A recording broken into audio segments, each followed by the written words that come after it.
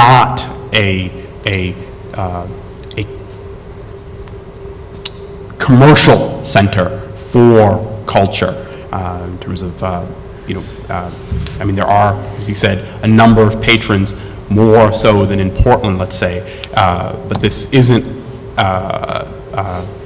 historically known as just a commercial center for the arts. So to talk about that both as a plus and a minus. So you got it, Paul. Yeah, it's obviously delicate. I mean, I think if you go back and, as you know, and look at the history of Chicago, I've sort of concluded that there wasn't a cultured aristocracy here, that it's a blue-collar town, and you have rich blue-collar people, but that doesn't necessarily give them, I don't know, another friend of mine talks about money doesn't care who owns it. But, I think if that doesn't necessarily bring a lot of culture with it. I think that all Chicago artists have to make a decision at some point consciously, maybe not consciously, but they have to make a decision as to whether they stay or go. And I think that in Chicago, you can leave and still be a Chicago artist. When Buzz Spector found out that I was on this panel, he wanted to make sure that I knew he was a Chicago artist, even though he hasn't lived here for 20 years. I think we also have expatriate Chicago artists, I mean, it wouldn't surprise me that Martin Puryear would define himself in part as a Chicago artist. Certainly Mark Staff Brandel does. I think, so that I think it's important for, a lot of these artists I cite do well out of town, and I think part of the second city notion is that, I don't know, I was lecturing recently in Kansas City, and I think the same thing exists here. Someone said, Paul, what an expert is in Kansas City, and I said, what? And they said, somebody from somewhere else.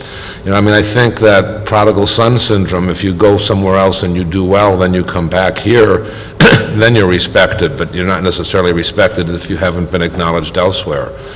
I think all that plays into what Chicago is and pretty much what it's been since the middle 1800s. Well, I would like to talk specifically about patronage, if that means philanthropic, generosity not tied to self-interest. Perhaps that's what you meant. Because we have a lot of people who buy art here, which I guess is different than being a patron of the arts.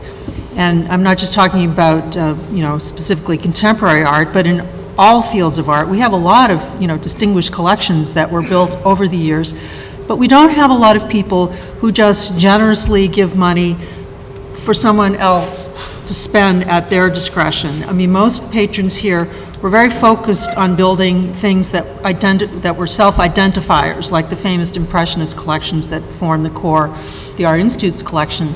They were building collections based on, it seemed contemporary at the time, but it was what, 40, 50 years out in some cases after that art had been made. It wasn't the art of their time, although we look back and think they were such prescient collectors because we ended up with a museum full of very fine Impressionism. But I think, it's like when you were talking about institutions that are here, it's just sort of like the MacArthur Foundation is here, but it's such a big patron of culture and support for the whole world that we don't really identify it particularly with Chicago. And the Driehaus Foundation is somewhat picking up a more Chicago-centric patronage role. But Joyce Foundation too. The Joyce Foundation, they've moved more toward the performing arts recently, which is fine.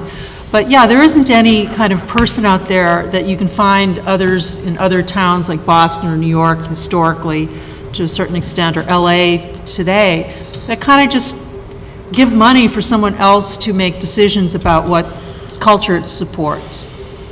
I have a question actually for you, which is, are there people in Chicago who buy art, or there are people in Chicago who buy art in Chicago? I mean, the Impressionist collection at the Art Institute is not Chicago art. I mean, and I know that there are serious collectors in Chicago, people who have really extensive collections, or in the Chicago area, but are they collecting Chicago art, or are they going to New York and LA and Paris and Miami to buy? Well, that's always actually been a real problem, because many Chicago collectors will go to New York to buy even artists who are from Chicago or identified 20 years later with Chicago. So, but there are local collections that, you know, have supported local people that you can't buy elsewhere, or you'd be hard pressed to. So I think there's a huge diversity of collecting here that often gets poo-pooed because maybe you don't care about, you know, artist books, so you don't look and see that one of the major artist book collectors in the world is here in Chicago, or you don't care about Asian porcelain, so you don't care that, you know, Marilyn Alsdorf has one of the finest collections in the world here in Chicago. It's also a little bit difficult to put together a Chicago collection because it means you're putting an overriding importance on diversity, and, you know, as opposed to I like glass, or I like things that are green, or I like paintings with South American influence. Yeah, glass is big right now.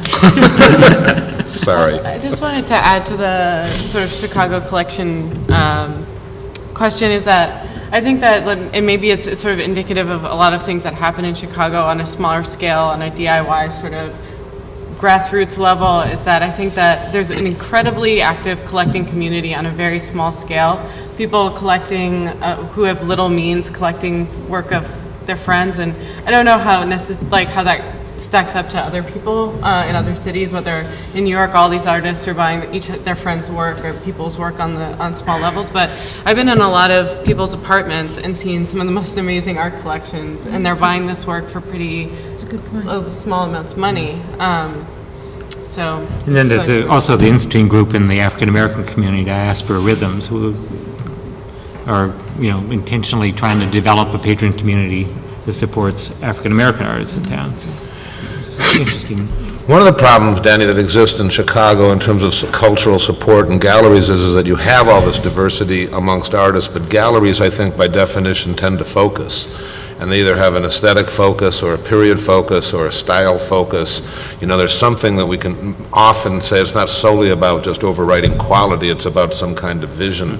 As a result of which, I think there's an awful lot of Chicago artists who don't line up with any galleries where there's not necessarily a fit. And, you know, as a person who tends to be a proponent of what goes on in Chicago, I think ultimately a lot of the advice is look elsewhere. Right. You know, for Chicago artists, and, you know, like a flanking maneuver, and then gain acceptance there and come back here, or maybe somebody will pay more seriousness. But I think that means we can't, you know, generically speaking, take care of our own entirely enough. Yeah, I think that's an interesting point, Paul. Just purely based on a you know, if it isn't, what role? I guess if I was to rephrase the question again, what role would the commercial world be? What role does the commercial world play in brokering just simply, you know, getting art out there to a public? You know, like to say if you have 100 galleries, even if they're all commercial galleries, that's significant, that's the place where a lot of people see art, right? And to say, wow, we might have a high volume of artists, but do the galleries, does the lack of the commercial galleries aren't necessarily the, you know, leading way or means by which to know about Chicago, to know what's going on in the town, you know? So it's funny, just in terms of, you know, intro-wise, thinking about it, it's like, when I do think of Chicago, I do have my, like, you know, always lost piece of paper where the email comes in from Support Chicago Art, and then I write down on the piece of paper, like, wait, okay, this is at 65 grand, this is here, it's like, wait, this space doesn't exist anymore, you know, and cross it off or something. But it's always, it's like the margins tend to be more central to me than the center. You know, and it's not, and to think it's like, oh, wow, would I expect the commercial, do I think of the commercial world here as in any way whatsoever representing the larger spectrum? And I don't. It's a complete disconnect. It's like, yeah, they have shows up per se, but I don't think of them as the, yeah, I mean, one thing that I noticed, but I think some of my colleagues, especially at the MCA, noticed perhaps a little bit more than me,